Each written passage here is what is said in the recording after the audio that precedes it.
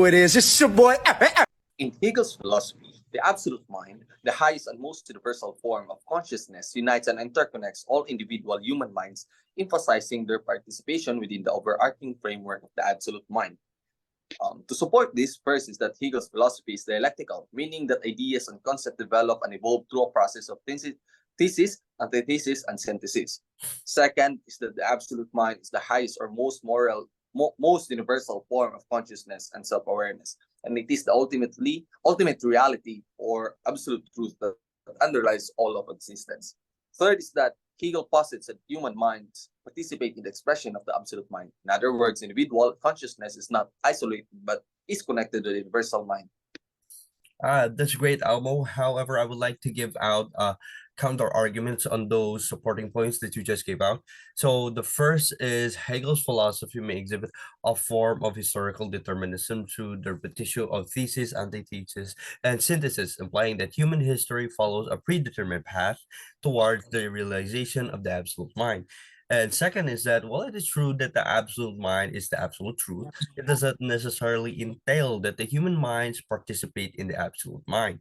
Third and last is that individuals can have fundamentally different and even conflicting worldviews, and the idea of the universal mind may oversimplify the complexity of the conscious mind and for potentials for profound disunity among individuals.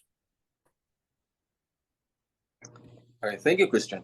But to answer your objections, Hegel's dialectical philosophy does not necessarily imply historical determinism, since his philosophy provides a perspective through which to understand the development of human thought with room for interpretation and adaptation to specific historical contexts and contingencies.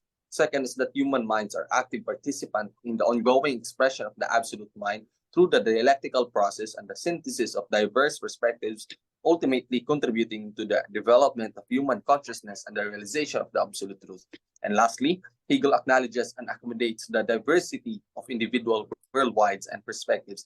It is through the clash of opposing viewpoints and their subsequent synthesis that individuals and society progress in their understanding.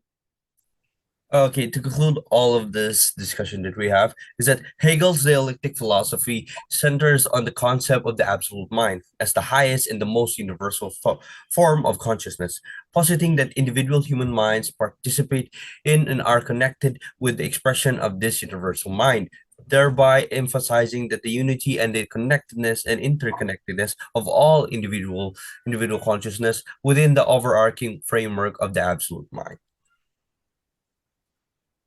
Make me sweat, make me harder.